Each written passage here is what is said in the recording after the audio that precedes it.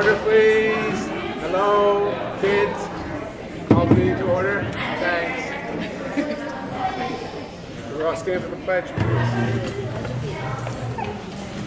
I pledge allegiance to the flag of the United States of America and to the republic for which it stands, one nation, under God, indivisible, with liberty and justice for all. Hey, congratulations. Thank you very much. Minutes for the 16th and the 25th. We'll do them separately. I think I'll move that we approve the minutes for October 16th meeting. I'll second that. Discussion? All those in favor? Aye. Aye. Aye. Opposed? Just as I remember.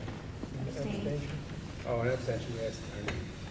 And I'll move we approve the minutes for the October 25th meeting. Second. Discussion?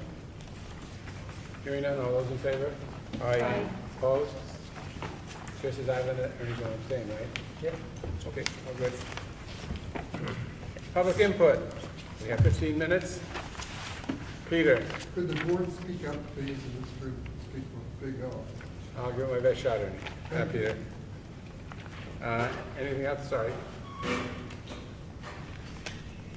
Okay, student representative, Abby. Hello again. A lot of stuff is going on. We have a lot of things that have been going on and a lot of things coming up. So this past month, Peer Outreach held their Red Ribbon campaign, which was a week of promoting substance-free lifestyles. And this involved the entire school writing down their dreams and hopes for the future, and we all dressed up in red. And this involved the middle school and high school. On October 25th, we had a task talk that was really cool. The First Lady of New Hampshire, Valerie Sununu, came to talk to us about the Best Buddies Club, which is a club that promotes one-on-one friendships with students with intellectual or developmental special needs. And on October 17th, the National Honor Society, 6 students from there, did roadside cleanup on South Main Street to Western Auto Body. Surprisingly, sports are still going on with 2 boys cross-country runners just made it to New England, and that's Wyatt Fuller and Cameron Stinchfield, and that'll be next weekend in Belfast, Maine. And coming up, we have something that's really cool is on November 15th, we have application day where the seniors can have the opportunity to apply to any New Hampshire college for free, so that's really awesome. And for the next 2 weeks, the Student Council is having their annual Thanksgiving Day basket drive where we collect food donations, and it's a competition between the A blocks, and we get money donations, and we put together about 30 full complete Thanksgiving Day meal baskets that we give out to the Wolfboro Food Pantry and towns to give out. And the last thing is Kingswood Theater is having their largest performance of the year, and it's the Addams Family, and that's November 16th, 17th, 18th, and 19th. And that's all. Thank you, Abby. Very nice. You said New England? New School England. that made it? Yes, and that's very, That- that hasn't happened in a long time. Oh, yeah. Did you know how they finished? The top 25 go. Right. I'm not sure what. I think 16 and 24, Yeah. or 18 and 24. That's still, Yeah, considering who fantastic. they're up against, I mean, that's D1 to D3. Yep. And the D1 runners are really, really hard to deal with. Congratulations to them, Abby. Good. Superintendent's report. Well, it's great to be here at New Durham School, and it's wonderful to see so many faculty members here also. I noticed in the back of the room that we have a number of energetic children here, and they were moving and shaking back there, so I know they have something to show us. I'm anxious to see that as well. But Kelly, I'll give you an opportunity. Thank you, thank you. Welcome back to New Durham. It's nice to see you. First, I just wanted to let you know about a few things, because last April when you were here, I remember Mrs. Trites said how much she appreciated knowing all the stuff that was happening in the school, so I thought I'd give you a little bit of a rundown.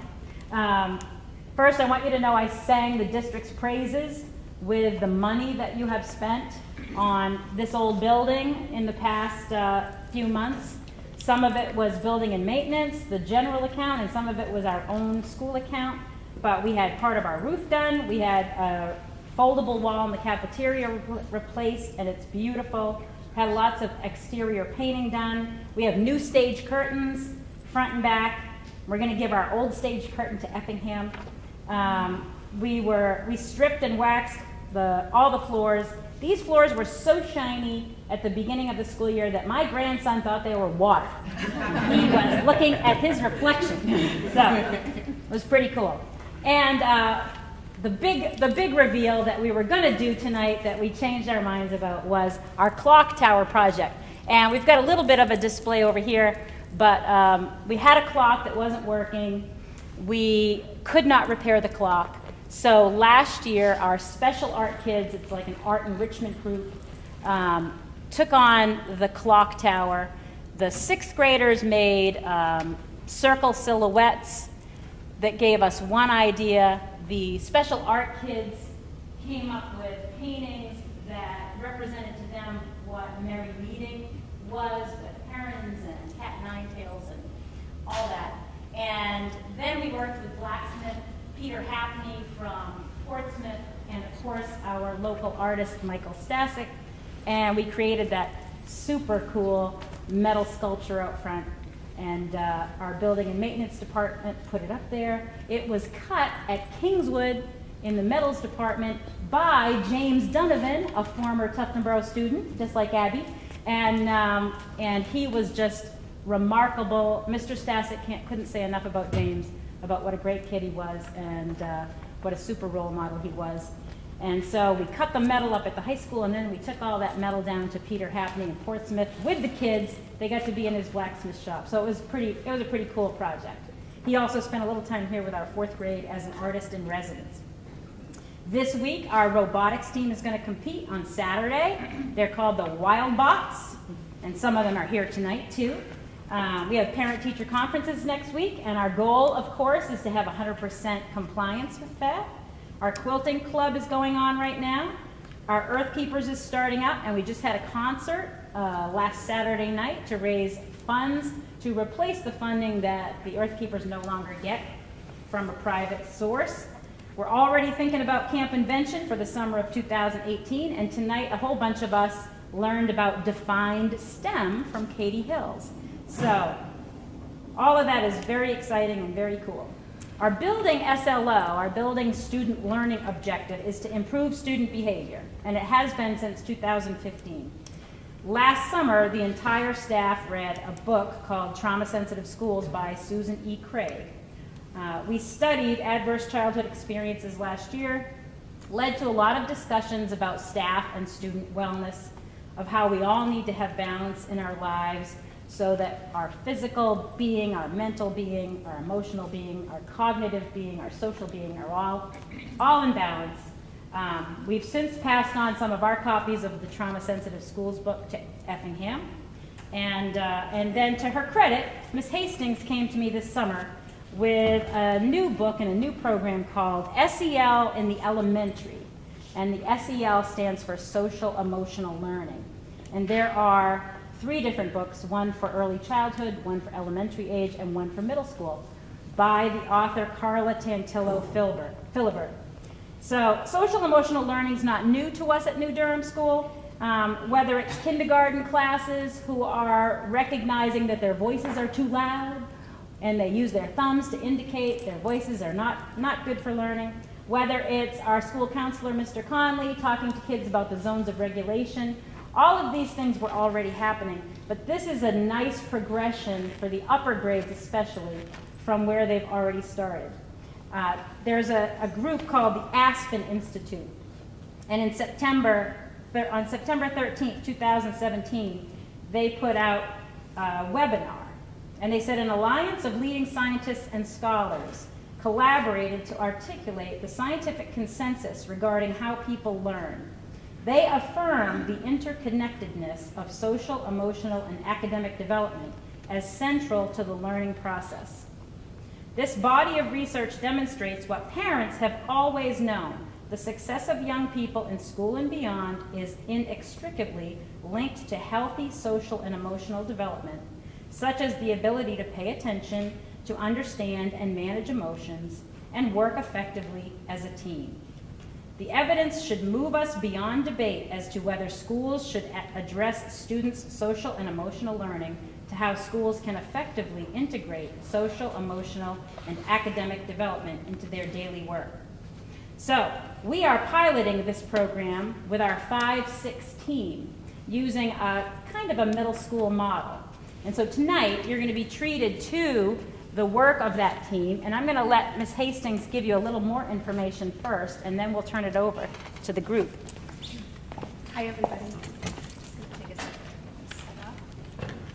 Oh, I'll get the lights for you. No, I was wanting to move so we can actually see it. I know, it's kind of awkward. Sorry about that. That's all right. Happens all the time.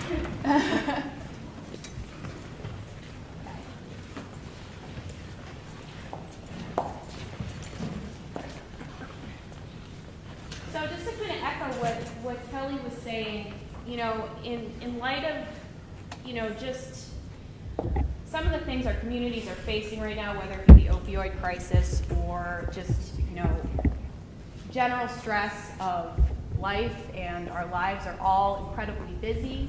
And I think we all know that if we are not in a place where we can manage our emotions, then we can't do our jobs as well. And so it's the same thing goes for the kids. And so this has been a really eye-opening process for me and for the rest of our team to just kind of see the progression, especially of self-awareness with kids. Self-awareness is really the foundation of this whole program. So the social emotional learning process as outlined with this particular program, which is called Mindful Practices, the organization that has put it out. You know, basically, if you have a child that's coming to school with trauma or with an imbalance of some kind, and the younger the child, the harder a time the child's going to have in being able to even identify where that's coming from or what it feels like in their body. So if you go from that imbalance to cultivating self-awareness through movement, and also just, you know, one of the things that you'll see when you tour our little setup is we have what's called a POP chart in all of our classrooms. And the POP chart, it stands for pause, own it, practice. So when students enter in the morning, they have to pause, take a minute, and see how are they feeling in their minds, how are they feeling in their bodies. And whatever that emotion is, they own it. There's no good or bad. They decide, this is how I'm feeling, and once they've owned it, they choose a practice to get themselves in the zone, ready to learn. That's some of the language that we use. And then through the process of becoming more self-aware, they can then transition to self-regulation. So a lot of that is done with stillness activities. And then from there, the social awareness piece, how they're relating to their peers, how having the self-awareness, having the self-regulation can help them to improve their relationships and cultivate more of a social harmony. And so ideally, once all of these things are practiced and in balance, then what the result will be more of a sense of self-efficacy and a social harmony at school and in the greater community. So the SEL program with Mindful Practices has 4 different competencies. And so the first one is self-awareness, so that incorporates self-esteem, body awareness, personal responsibility, emotional awareness, and understanding that people have choices all the time in any moment. And practicing these activities will cultivate an understanding of self and move that person from feeling powerless to empowered in the moment. And then from there, self-regulation. So cultivating adaptability, expressing emotions, managing stress. So what we do is once students are self-aware, we give them different tools. We process with them to figure out tools that are going to work for them. Maybe there are things that we haven't even thought of and once they become more and more self-aware, they're able to come up with tools on their own a little more too, which is really exciting. So coping skills, self-inquiry, why am I feeling this way? Why did I make the decision to behave a certain way? And then owning their decision making. And so with time, the learner is going to move from impulsivity to positively navigating behavioral choices. And social awareness, active listening, empathy, service orientation, community building. So once they have that foundation, hopefully they can translate it to how they interact with their community. And then finally, the balance between self-efficacy and social harmony. And the thing is that even though you start with self-awareness, that's an ongoing process. Self-regulation is an ongoing process. So all of these things are unfolding over time in different ways. There's no end to developing more and more self-awareness. But the goal is eventually to have a sense of being able to manage vulnerability, collaborate with peers, teamwork, relationships with self and others, peer-to-peer communication, and leadership. And so Keith Conley. Yes. Hello, everyone. I'm the school counselor. Good to see everyone. So tonight we're going to put you through some of these mindful practices, some social emotional learning activities. There's different kinds. There's 4 kinds. We have self-activities, which either will warm you up or energize you. We also have cool down and focus activities. These are the activities that you'll do today. There are many more. And like Emily said, there are others that we may find out work for kids. So now, also we have social activities, and you'll get to go through some of these activities as well. You have the warm up and energize ones, and then you have the cool down and focus. You'll see these different activities, and you'll get to see what they're all about when you go to each station. Please feel free to ask questions on how they support kids throughout the day. I think we're ready to turn on the lights. Awesome. And then move on to the activities.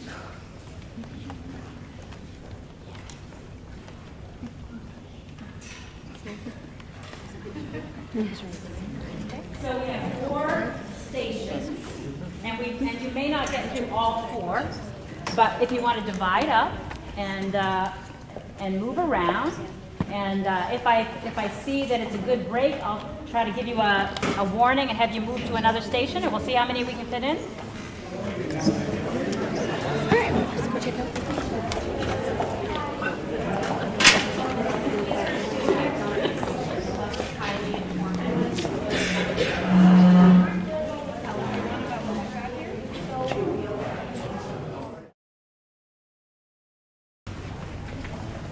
Well, I know most of the students have gone home now, but Kelly, I hope you will tell them how much we all enjoyed that. They were so articulate and just so sweet. I mean, what a sweet, sweet group of kids. And I think they really had a sense of understanding of what they were doing. We, over the course of this year, have gotten more questions from the public about what we're doing in the schools for drug and alcohol prevention. And I think there's not one way to address it, but this is certainly a component of teaching children how to manage themselves and grow developmentally in very positive ways. And I think it's the kind of thing that can really make a difference in terms of prevention. And each school does it in a little bit of a different way, but I think this is a fine example of something that will serve the kids well in the long term. So it was great to see you tonight, and thank you very much for the presentation. And thank you, teachers, for being here and for your support of the kids as well.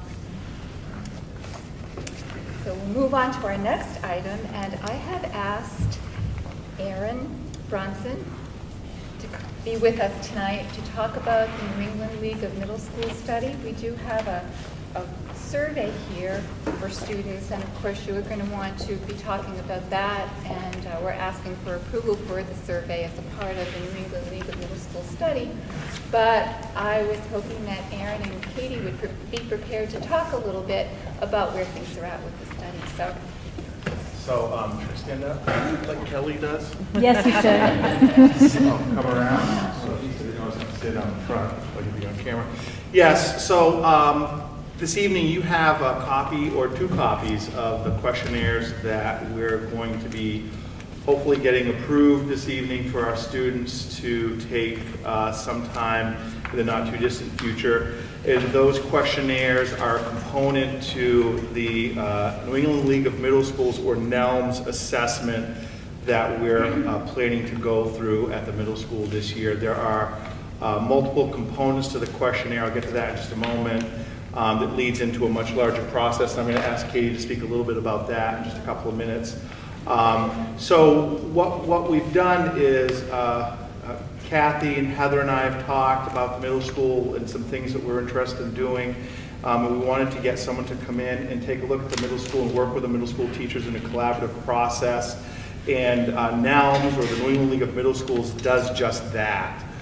So what would happen, or what will happen through this process, is all students in the middle school have an opportunity to answer a questionnaire about the school. You've seen the questionnaire. Parents will have an opportunity to answer a questionnaire with similar information that they're looking for as in the student questionnaire, as well as all staff, all teaching staff, have an opportunity to answer a questionnaire. So from those questionnaires, a lot of information is gathered. And that is sort of the starting point for a larger process that happens with folks from the New England League of Middle Schools. What that will lead to is that data is reviewed and then used by a visiting team. Katie Small just actually went on a site visit for NELMS as part of a school study down at Cohasset Middle School in Massachusetts. So she's been able to gather a little bit of inside information for us, if you will, that we can use to make sure we plan a really good site visit. So following the questionnaires, that data is reviewed by a 5-member team from NELMS, who comes into the school and spends 3 days on a site visit.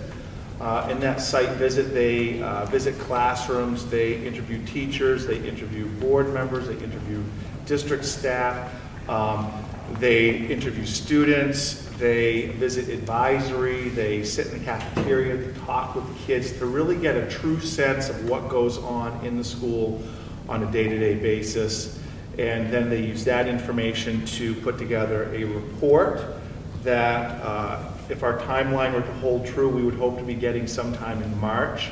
That report would highlight strengths of the school, things that we're doing well and we want to continue to do, things that we're doing and want to do more of, and also areas of opportunity for the school. So there might be something, maybe there's some social emotional learning that we're missing an opportunity for, that, you know, they might say, geez, this is something that you know, middle schools that are performing well do, and maybe it's something that you could spend a little bit more time doing here at Kingswood Regional Middle School.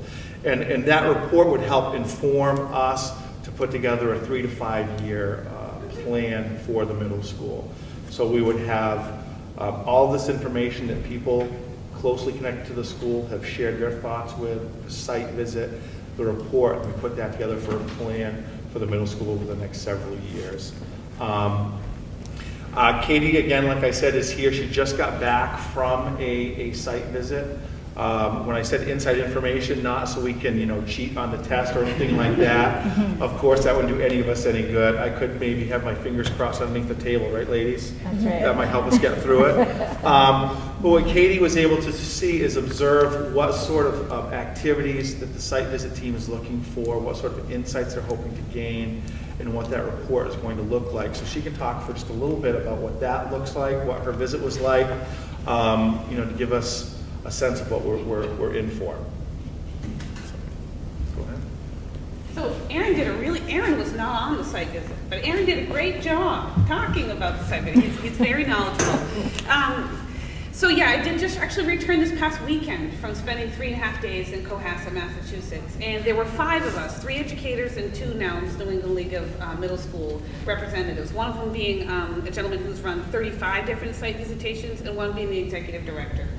And what we did was we spent every waking moment we could in the Cohasset Middle School. And I do mean that. By Friday, by the time I left, I felt like I worked at Cohasset Middle School, very much so. You need to walk in, they'd say, good morning, Katie, and you know, the whole staff, like, you know, down the hall. But we are assessing 8 basic areas, from governance to parent and teacher communication to community involvement, teaching and staffing, environment, all those type of things. I believe there's 8 of them total. And during the 3.5 days, we spend every moment in classrooms and interviewing and students, and really you get a great sense of what happens at the school. I would never have thought that in 3.5 days I could really tell you how Cohasset Middle School works, but I could. I really could, which is amazing. And so then we finalized a little report using the survey data, which we did receive a couple of weeks in advance, and it comes in pie chart form. So we have a bunch of surveys from the parents. We actually had surveys from the support staff, from the students as well, and the faculty. And so what we do is we look for trends and overarching themes from that survey data before we get to the visit. And then that plays a role in the rest of the things that you see and hear while you're there. And we're actually in the process right now of writing a multi-page report addressing each one of those 8 indicators regarding Cohasset Middle School's both strengths and recommendations, and there's a narrative for each section. So it's actually quite lengthy and quite comprehensive. I was very impressed by it and honored to be on the committee to do that. I learned a great deal, and I felt like it was a really excellent process, and I'm very excited that NELMS is coming to do that at our school as well. Anything else? Thank you, and thank you for devoting your time to do that. I know it's going to be an asset for the school when NELMS is with us because you've had this experience, so thank you very much. Thank you. It was a great experience. Great, good. Anything else, any questions? Anybody? I think I need a motion. Thank you both. I'll move that we approve the survey for the 7th and 8th grades as presented this tonight. Second. Motion second. Discussion? That's great. Hearing none? Oh, okay. That's fine. I think it's interesting. I mean, it'll be interesting to see what the outcome's going to be. Yeah. It's exciting. Hearing nothing more, I guess. All those in favor? Aye. Opposed? Mrs. Island, that we're good. The next item is, well, you would think that it would be soon enough to talk about school cancellations and delays, but we had a little bit of surprise this past week. So unfortunately, we've already had a couple of days where we haven't had school, but nevertheless, winter's coming, and we know that there will probably be some delayed openings and maybe some closings. So I just would like to read this for parents, and then it will be on the website, because the closing process and delay process can be pretty complicated. There's a lot that goes into it, and it's good to have everyone understand how it works. So before the winter weather is upon us, I want to remind you of the procedures we use to make a decision to either hold or cancel school. And it's important that parents remember that the final decision is as to whether or not the children come to school is up to the parents. We monitor the weather forecast daily, and the decision-making for a delay, snow day, or blizzard bag day begins pretty early in the morning. It begins around 4 a.m. When a weather event is anticipated, our transportation supervisor is monitoring both Maine and New Hampshire weather forecasts. The transportation supervisor is in touch with the road agents in all of our communities for road conditions, as well as plans for plowing, salting, and sanding. The Stratford County and Carroll County Dispatch are also called to provide information on road conditions based on police calls, accidents, etc. Communication with bus drivers is also another way in which we find out what's happening in the various areas. Additionally, we have a service called Precision Weather, which targets road conditions in our specific area. It's not uncommon for WMUR, for example, to be reporting conditions that may be true for much of the state, but may not be true for our targeted area or accurate for our specific region. The decision to hold school is based on all of this information, and school is held only in the event that the assessment indicates that the buses can safely pass over the roadways. Safety is the #1 priority in making the decision. If the roads are not expected to be in good condition, in other words, buses can't pass safely by the time the bus routes normally begin, but they are expected to improve to an acceptable standard within 2 hours, then it's the policy to delay school for the 2 hours. If it's determined that the road conditions will not be safe by 7:15, then school will be canceled. Every effort is made to get a message to parents between 5:15 and 5:35. I generally either set it or do it at 5:25, hoping that the way it works is if you're at the beginning of the alphabet, you hear it first. So those of you that, like Mr. Bronson, would hear it pretty quickly because he's B. So, but if you're at the end of the alphabet, you might not hear it until 5:35. So some of you may see it on TV before you actually hear it on through school messenger, or see your text, or see your email. The messages are for the convenience of parents and faculty members. However, the most reliable system, we are still dependent on satellite technology, electricity, and the internet to get the message to you. So for example, this time I had to call the company and have the company get the message out because I had no electricity, but I did have my cell phone. So I had to say, and you probably noticed the mechanical voice. It wasn't my voice, right?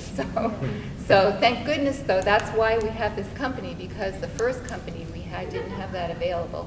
So it's good to know that if you're in a pinch and nothing's working, you can call the company and they'll get the message out. However, there's always the possibility, for example, if my cell phone hadn't had a battery, even though because I charge it at night, but if I had not had electricity, maybe I wouldn't have had my cell phone. So there's always the possibility that any one of these could have problems. So it's always a good idea to check the television if you can, or to use whatever sources if you have any question. We are geographically the largest district in the state, so it's important for everyone to know that it's impossible for us to know what the road conditions are on every road. We're not a city or a compact district, so that's why we ask parents to use their discretion, because we don't know what your particular situation is. If you live on a slope or your road is in a certain area that might be a little icy, parents need to make that decision.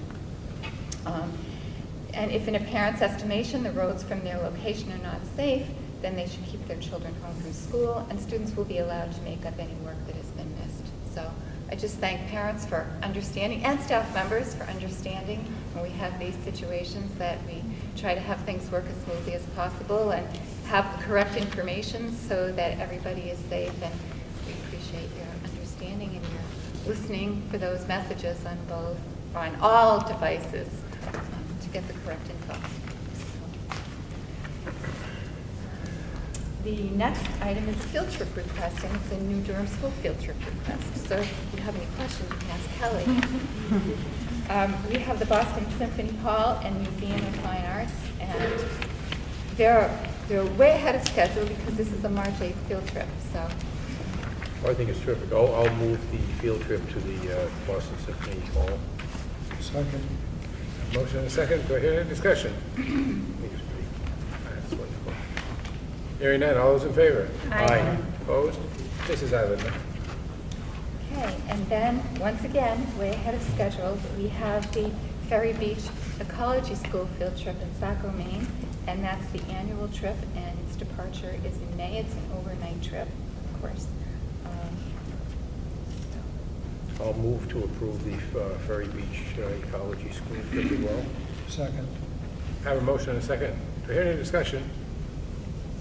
Do you have a male, female chaperones? Okay. Further?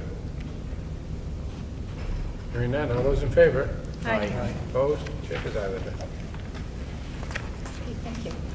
All right, and I put something in your packets tonight. I don't know if you've all had a chance to take a look at it, but it caught my attention because anything that has to do with education and kids and the dangers of opioid use is catching my attention these days, because we know that it's a big issue in our communities. But, okay, I'll make sure, if you don't have a copy in your packet, I'll make sure that you get a copy. So there are a few things in the report that I wanted to highlight. It's a couple of page report, and the information is from the National Institute of Health. And it was encouraging because it talked about the fact that even though the misuse of opioid prescription pain relievers has skyrocketed among adults, the number of teenagers who misuse the drugs has actually continued to decline over the past 5 years. So I thought that was an encouraging information that we don't often hear. It talked about the shift coming.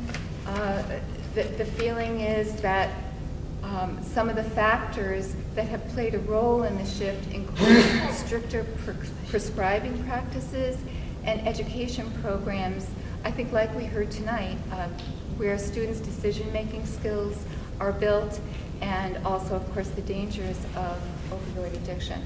So it's just a little bit more of an uplifting piece than we typically tend to hear about what's happening for teenagers, so I thought you might be interested. And I'll make sure you get a copy. And along that same line, I received a call this week from one of the community members in Ossipee about Granite State Recovery, which is a treatment program that has some plans to take over the Vic House next to Ossipee Central School.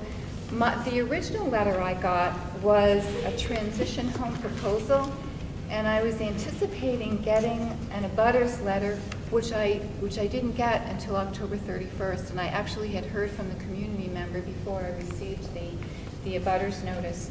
So I thought that you would probably like to have some discussion tonight about how you'd like to approach that. It's of course, treatment for people that have an opioid addiction is pretty important.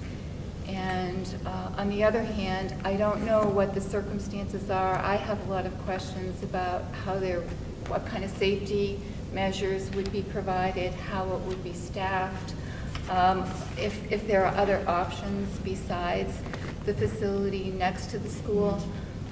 And I would anticipate that there would be a pretty high level of concern from parents about having a facility next door. So I thought I'd put that on the table for discussion. Stacy? So according to this abutter letter you received, it looks like the waiver has to do with parking requirements. Am I? So is that, I mean, is the discussion at this hearing, will that only, is that the only thing in question, is parking requirements?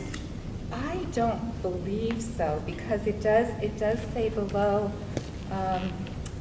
there's a site plan review. And so I'm assuming that it's beyond the parking regulation waiver, that there's a waiver request, but perhaps also there's a case number and a site plan review, I thought it was broader. That's the way I understand it. I think if they can get the waiver for parking, then once the waiver for parking is passed, then they'll go on to the site plan review to see if that's completed properly and all that. I mean, I think hopefully, there'll be some public input and discussion during the hearing. You know, and I think we all agree that this is a very important issue that we have to deal with. The issue I have, obviously, is it's right next to the elementary school. And we don't know enough about this to just say, okay, that's fine, let's just let it happen. So I think it's a major concern, and I think it's also disappointing, I think, that the hearing is tomorrow. Yeah. And we just got this letter on the 31st of October, and there's been no discussion and nothing brought forward before this that we were aware of. And since it's right next to the school, I would think if they wanted to be good neighbors, maybe they would have at least approached the school beforehand and said, this is what we're planning, do you have any concerns or whatever, rather than waiting till the last minute. So, you know, I think it's important, but I think we have to be aware, and we have to, you know, somebody should probably be there to listen to the conversation and understand what's happening, and voice our concerns with being located next to the school. Well, I see that it's an outpatient of the Green Mountain, that's the old High Watch facility, so I wonder, you know. Well, my question, I mean, I've been up there, there's a lot of buildings up there. Why can't they hold it up there? Well, right. You know, why can't they use one of the other buildings and move it, you know, if they're in the facility itself, move it to one of the other buildings? It's a big area right there. There's a lot of buildings up there. So again, that's another And question to outpatient ask. is, a lot of comings and goings, and what's the treatment plan? Transition, right. Yeah, yeah. Right. So, use one of the other buildings as a transition rather than something next to an elementary school. Mm-hmm. I also wonder how the police department feels about it. That would be one of my questions, because it may require additional support Sure. from the police, and do they have that support available? The other thing that came to my mind, which really is not something to do with the school, but if there's a relapse and there's a client in a drug-free school zone, then the penalties are pretty stiff, so that wouldn't be necessarily a positive thing for the clients. So, I don't know, a lot of questions. I'm, obviously we need treatment and facilities and help in this area and in the whole state for people who are struggling with addiction. And, it's affected my family as well. And I just, I lost a niece a month ago to overdose, but she was in a treatment facility. She was in transitional housing, and she died in the lobby of the facility in the bathroom. So that the drugs are sometimes brought into the facility. That's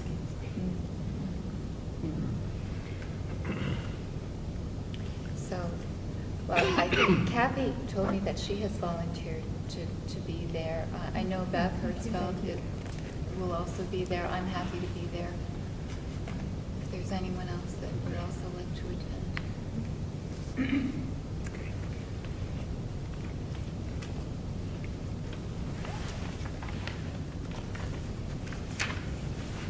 Is there any more on that? Mr. Chair? Yeah. Thank you.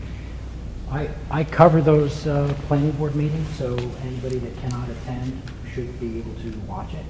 And if you couldn't attend, I can actually carry, a letter to them and your concerns. It was also mentioned at the Ospey Selectmen's meeting that just occurred a few hours ago. They're both selectmen are going to be there, so there is not a concern. There's an issue with making sure that all the people in the town and the people that are surrounding the school understand the issues. And they're not sure if it should be a planning board issue or a zoning board issue. So this is not over. It's going to get a clear hearing. And Good. so you Well, can that's certainly, good. you can certainly watch it. I appreciate it. Thank you. And I think other than School Boards Association, I think that's it for my report. Okay, now, we have a meeting, our first meeting in the fall here next Wednesday down in Concord.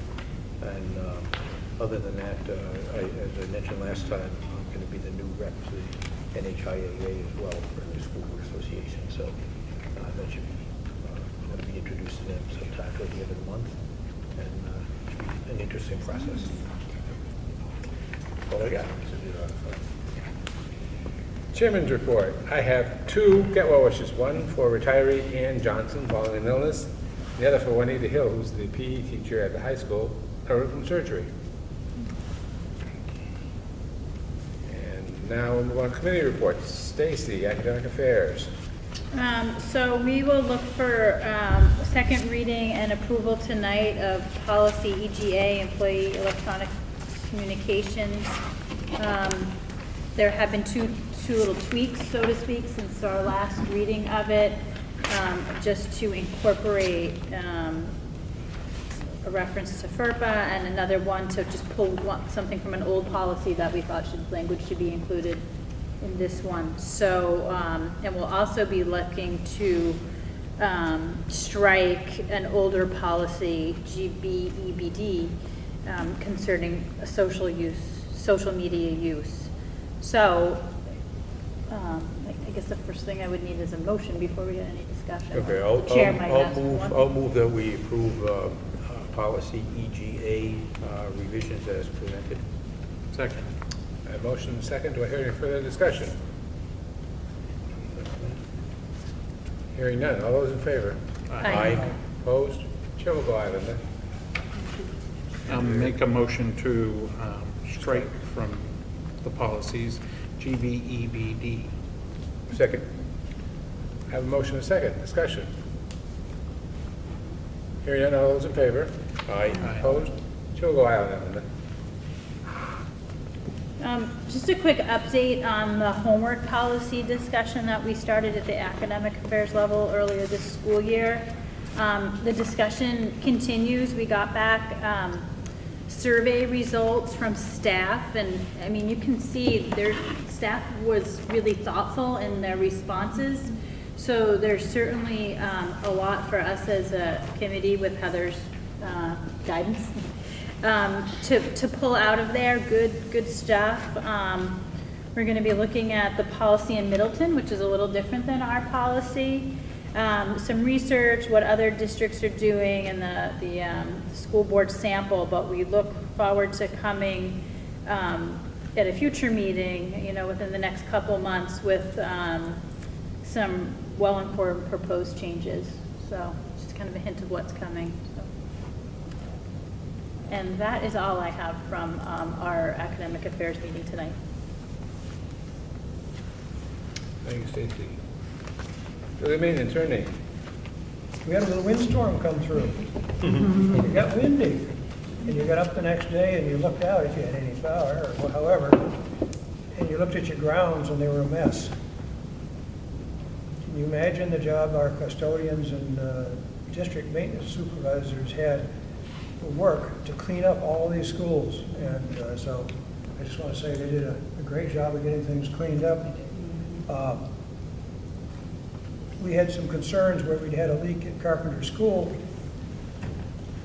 Our district supervisor was there at 3 o'clock that morning, checking to be sure it was okay, and in fact it was. But it's always nice to know that he's well ahead of things and taking good care of us. So thank you to all of our building custodians and stuff for all the work they did to clean up these grounds, because I'm sure it was a major push. I haven't got mine done yet. That's it. Thank you, Ernie. Jack, finance. Mary, when is our finance meeting? Next Monday. I was going to say, it's missing. It's not. It's not on here, next Monday? Yeah. What's 13th? Monday the 13th? Yeah, it is. Monday the 13th, Yeah. yeah. Okay. Okay, so next Monday the 13th, and after that we'll have some information on finance. We're getting ready to talk, huh? That's it? Yep. Julianne, public relations. I have nothing. Thank you.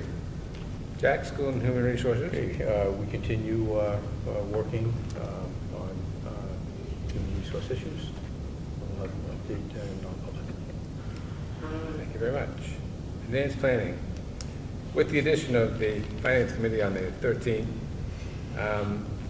everything looks pretty straightforward. Obviously, they're included today in the meeting schedule. That's interesting. Usually we don't repeat ourselves. Oh, all right, that's true. So let's see, we got an early release with parent-teacher conferences on the 8th and the 9th. No school for Veterans Day on the 10th. No school for Thanksgiving, obviously. And our next meeting will be in Ospey on the 4th. And the holiday stuff is coming. Everybody ready? All right, public input, another 15 minutes or less. I just want to thank you for working hard to repair the library at Carpenter. We're this far into the school year and the kids have been yet to use the library. So hopefully by winter we'll get in there and let those kids check out some books.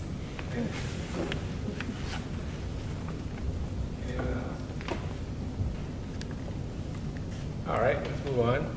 Closing comments. Start with Wendy. Thank you, Kelly. It's always good to see the students here in New Durham, and gave me some more techniques to take to work. Me too. Thank you, Kelly. I really love listening to the kids, and I love that the respect they have for each other, and you can tell that that is genuine, that they really do respect each other. I really like to see that. And thank you for that comprehensive update. I feel like, you know, we only get to the schools once a year, so I kind of feel like I know what's happening here. If someone asked me, I could say lots of great things. Thank you. The kids were absolutely great. Like Kathy said, they're so articulate. They're so well-spoken. They have a lot of passion for each of their little roles, and it's just great to see. Thank you. Staff, students. Yeah, the presentation was wonderful. They were definitely in tune to what they were doing, so kudos to them. Also, back a couple weeks ago, we had some of the Governor Wentworth bus drivers that went to the school bus rodeo, where they get to play with the buses. And so we had a half a dozen or so judges and contestants, and they did very well while they're there. So that was a fun time.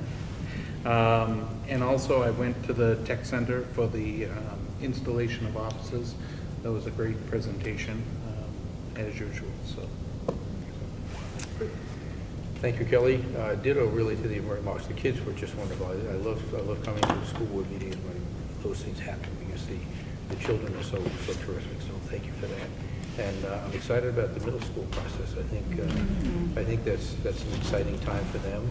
A lot of good information will come out of that, and I think it'll help us with whatever's happening at the middle school. So I think it's a great opportunity for us. Ernie? Kelly, it's already been said, but I'll repeat it. Your update on what's going on in school is very helpful, because we just don't get in all of the facilities that often. And so, in addition to the kids, which are always great, your update is really appreciated.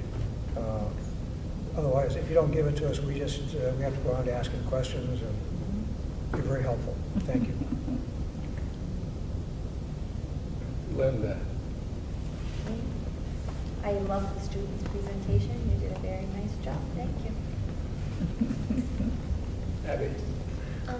Thank you, New Durham. That was very interesting. The students were really well spoken and enthusiastic and aware of what they're doing. So thank you. Miss Mary?